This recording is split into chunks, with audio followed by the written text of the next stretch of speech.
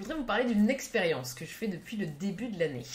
Cette expérience, c'est un changement dans mon rythme de travail, un changement quand même assez important, puisque depuis on va dire, le 1er janvier 2022, je m'arrête de travailler globalement le soir à 17 heures et je ne travaille plus le mercredi après-midi. Alors qu'avant, je travaillais du lundi au vendredi sur des horaires standards, en m'arrêtant de travailler plutôt quand mon mari en fait rentrait à la maison, puisque c'était ça qui faisait que je me disais bon bah allez, je m'arrête pour aujourd'hui, ce qui pouvait être du coup entre plutôt 18h30, 19h, 19h30, des fois 20h. Et moi j'en tire des enseignements extrêmement importants et intéressants pour moi, et je pense qu'il y en a qui peuvent être aussi super intéressants pour vous, d'où le fait que je fasse cette vidéo. Pourquoi déjà j'ai fait ce changement dans mon rythme de travail? Il y a plusieurs raisons à ça.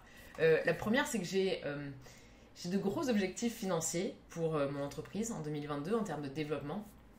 Et vous savez, quand on a certains objectifs, etc., qui nous font dire ok, il faut mettre un coup de collier, etc., on a cette tendance des fois à se dire ok, une fois que j'aurai atteint cet objectif-là, je prendrai davantage de temps pour moi. Une fois que ça se sera fait, j'arrêterai de travailler à tel moment, etc., etc.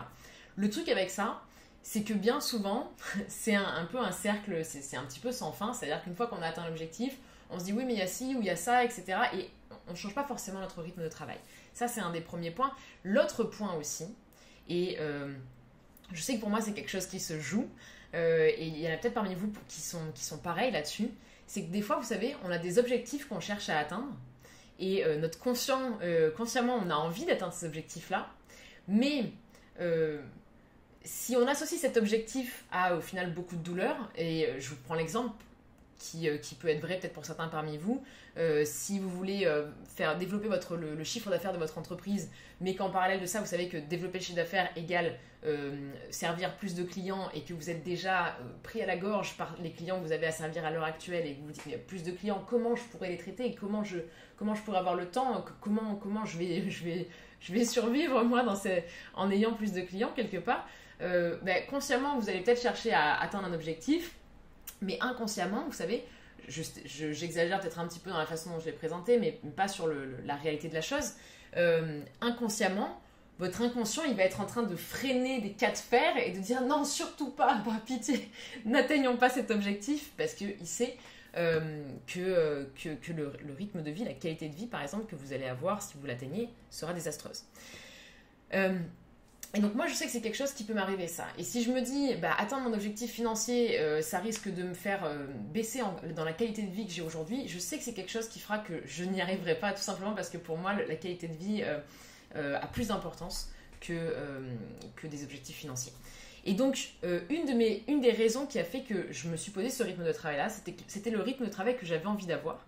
Et je m'en sers un petit peu de sécurité, c'est-à-dire que tant que je garde ce rythme-là, je sais que je peux aller à fond dans la recherche de l'atteinte des objectifs financiers que j'ai fixés pour l'entreprise cette année, parce que ma qualité de vie est préservée. Et ça, c'est extrêmement libérateur pour moi, parce que je sais que ça, c'est sécurisé, et donc du coup que je peux y aller à fond par ailleurs sur les autres projets que je peux avoir quelque part.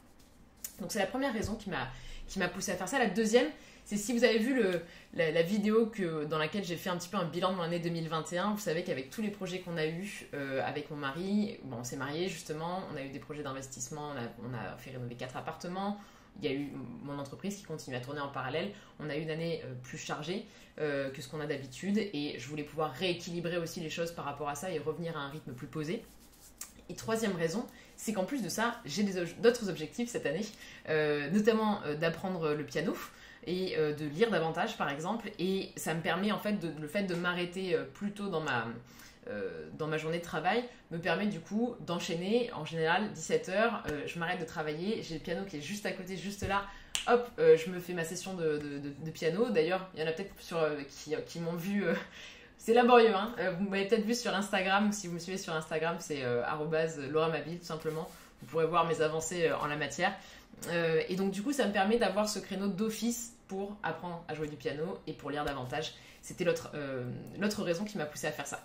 Ce qui est intéressant, ce que je retiens de l'expérience et qui peut vous être utile aussi, du coup c'est je vous parlais du fait que des fois on a un objectif conscient mais que notre inconscient nous bloque parce qu'il veut pas il sait qu'il y aura de mauvaises choses liées à l'atteinte de cet objectif. Premier constat intéressant à l'issue là de ce mois de janvier, au moment où j'enregistre cette vidéo, le mois de janvier vient tout juste de s'achever, c'est que janvier a été le meilleur mois de l'histoire de l'entreprise en termes de chiffres. En termes de chiffres, en termes de résultats clients, on est toujours sur des super résultats clients, mais ça a été notre meilleur mois de l'histoire de la boîte.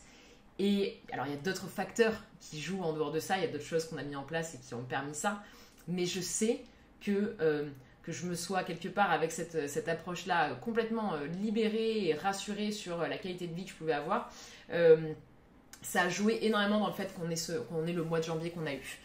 Ça, c'est le premier point intéressant. Donc, posez-vous la question, peut-être pour certains parmi vous, si vous sentez que c'est un sujet pour vous aussi et que peut-être l'atteinte des objectifs que vous vous fixez d'un point de vue professionnel, vous les associez aussi au fond à des choses qui peuvent être mauvaises pour vous en termes de rythme de vie, plus de travail, etc., plus de stress.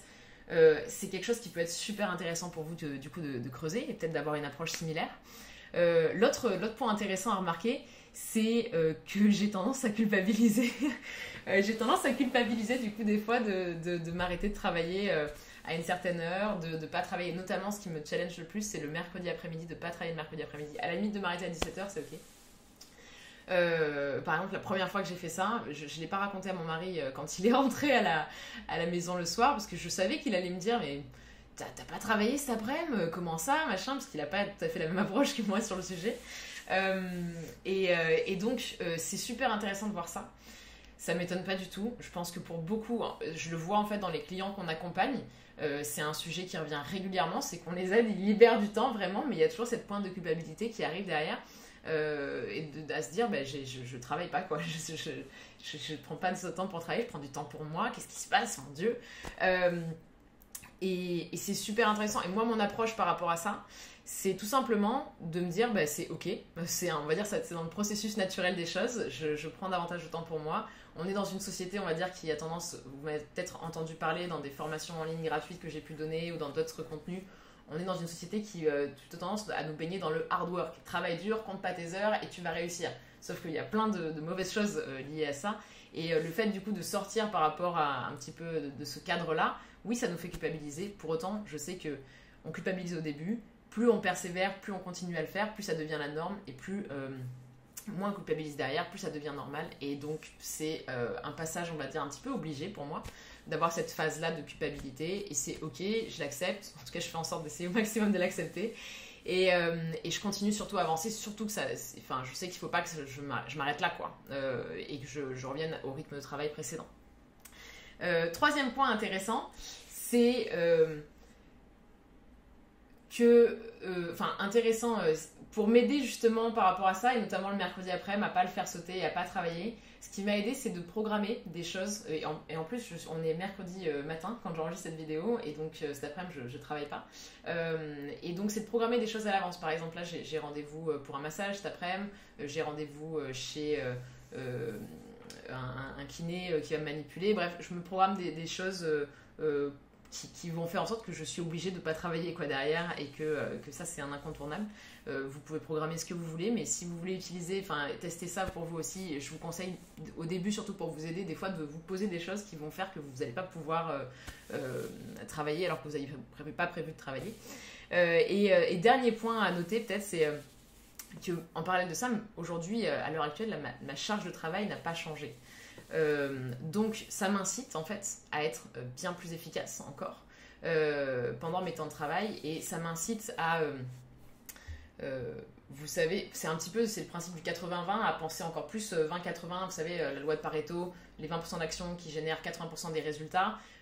Donc ça m'oblige à être plus efficace encore, et c'est aussi la loi de Parkinson quelque part. Une tâche va prendre tout le temps, on va dire, qu'on lui alloue. J'ai moins de temps disponible, donc encore une fois, ça me rend encore plus efficace. Voilà, c'est les points que je retiens à l'instant T de cette expérience-là, quelque part. Si ça vous intéresse, que je vous tienne au courant des évolutions, dites-le moi juste dans les commentaires, je veux savoir si c'est quelque chose qui vous intéresse ou pas. En fonction, du coup, je prévoirai peut-être une autre vidéo sur le sujet dans le futur pour vous tenir au courant là, des autres avancées qu'il y a. Et si d'une façon générale, vous souhaitez justement avoir plus de temps pour vous libérer du temps dans vos semaines, je vous invite fortement à faire notre diagnostic offert. Vous avez le lien sous cette vidéo. C'est un diagnostic qui vous prend moins de 4 minutes à être réalisé et derrière, on vous fait des recommandations personnalisées par rapport à votre situation et on vous conseille de mettre en pratique certaines choses qui vont vous permettre de libérer 3 heures dans votre semaine, potentiellement là, dès la semaine prochaine. Donc cliquez sur le lien sous la vidéo pour faire ce diagnostic 100% offert. Et moi, je vous retrouve dans une prochaine vidéo et je vous dis à très bientôt.